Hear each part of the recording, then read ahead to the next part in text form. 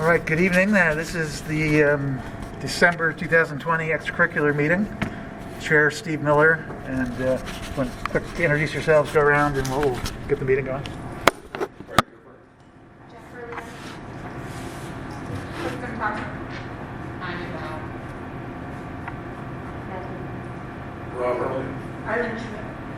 Okay, everybody's here. Very short agenda, just a couple items on there, but I did want to make sure that we touch base with the winter sports update to see how things are going. Curious as to turnout, and I do know some of the participants have COVID concerns and other concerns, and I'm just curious as to where we are with the sports.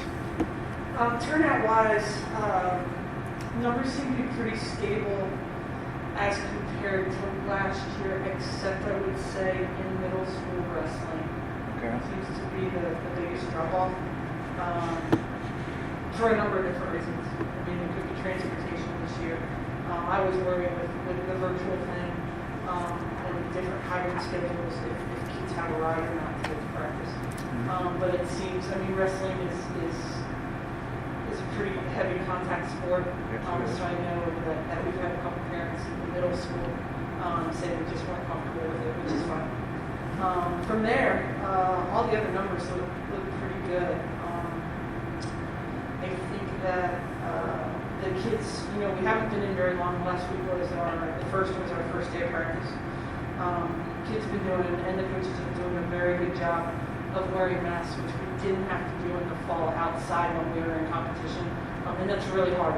Yep. Especially because we hadn't been doing it in the gyms. We didn't have masks on while we were competing or practicing at the gyms. So we've only had about a little less than a week of it.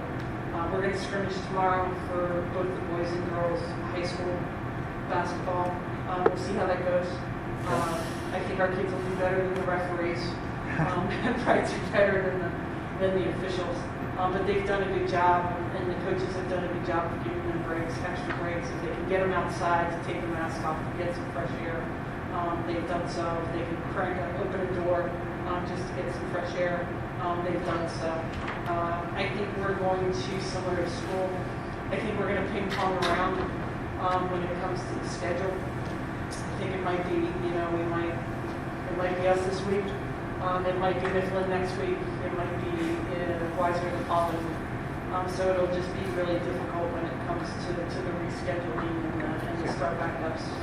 Was it Wilson that had the recent delay? I thought Wilson I saw has had Wilson girls basketball and I believe Conrad Weiser boys basketball right now. But I feel like that's just going to be the nature of the Sure. year. Mm-hmm. Yep. It's good to hear. I was a little concerned about the numbers because I know some. I was too, and to be honest with you, like I said, the numbers have been pretty steady as compared to last year.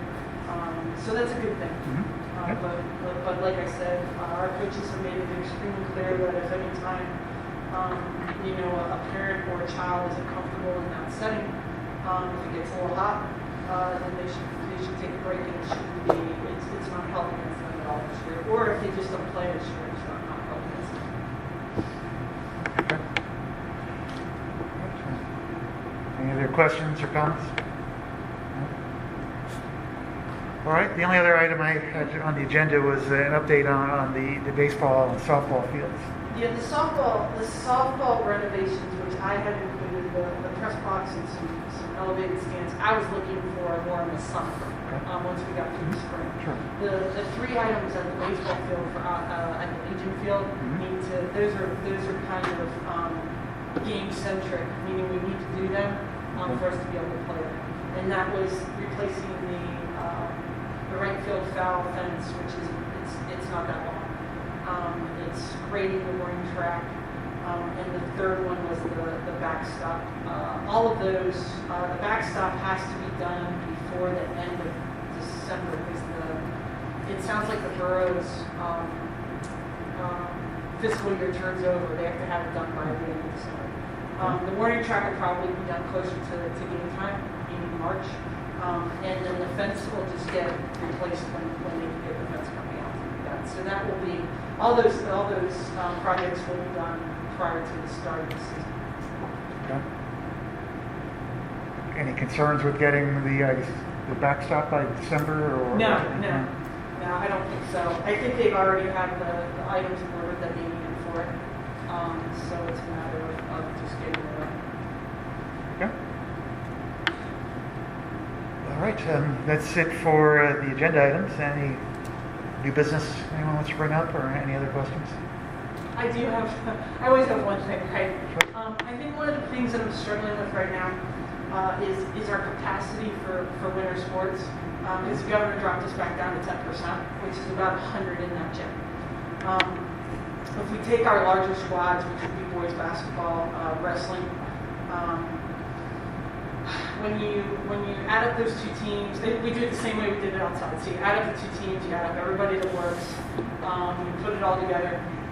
Between the two teams, the officials, the people that are working the game, we're probably at about 60 people. That takes away from 100, which leaves us about 40. The Berks League has come along, and besides Wilson, this is George Wilson, we're going to look at home fans only, and that's at all the schools. Because capacities are pretty similar, except for Wilson and Reading. They have the ability to put more people in those gyms because their gyms are a lot larger. But everybody else is either about our size or smaller. Reading's decided no one. Right. So I think if we talk about having 2 parents, per player, that's going to put us right at 100. And the question is what we want to do about cheer. There's a lot of different ways you can look at it, like a cheer. Obviously, they help because it's going to be quiet in there. If you watch the TV and you're watching any of the college games, you see how quiet it is. They do add to the atmosphere. I think my concern really with cheer is putting 10 people in there yelling, and not that we don't need it, we do need it, but we're adding more people to a gym than maybe we possibly need. The next piece is you can kind of look at them similar to the way we look at band or the way we look at chorus. We know, this week we know anyway, that it really has to do with that ventilation and the air. And you're adding more people in a yelling atmosphere, similar to what we would do if we had a band in there or if we had a chorus in there. And I know those are two things that we're not. Chorus is going kind of, they're rotating their people in, it's like 5 at a time. So I guess my question for the board is what we want to do about cheer. Do we want to add them into that 40 that we have the capacity to do? Or are we going to try to eliminate having the extra people that we possibly might not need?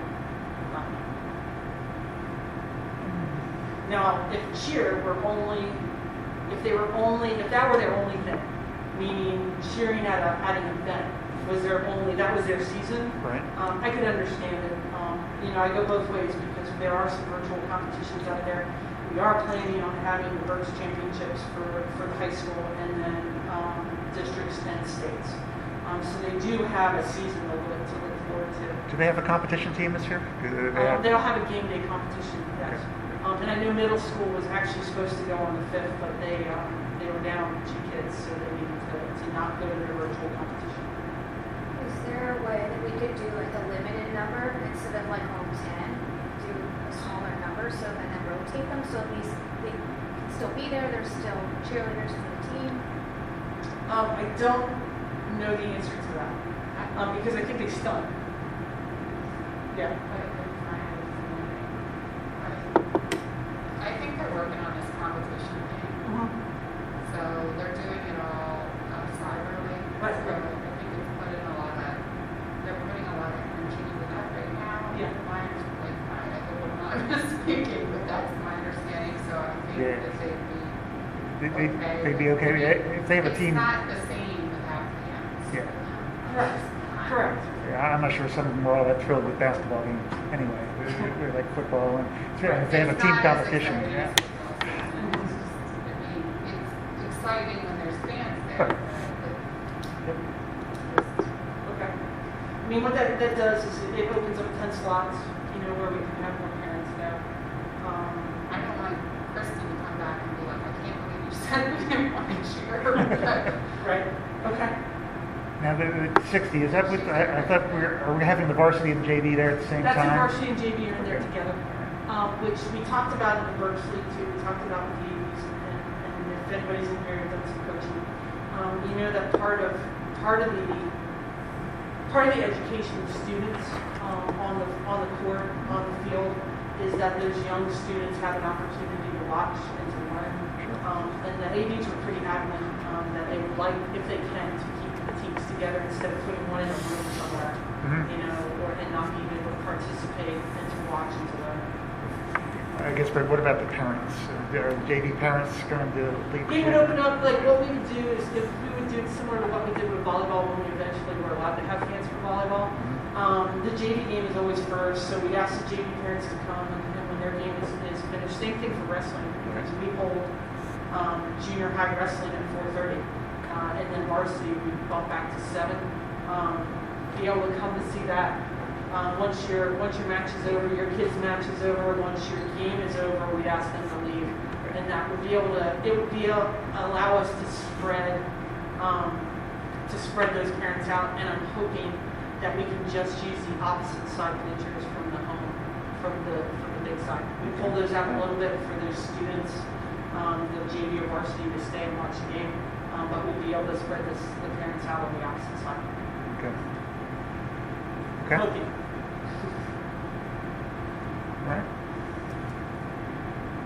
Any other items?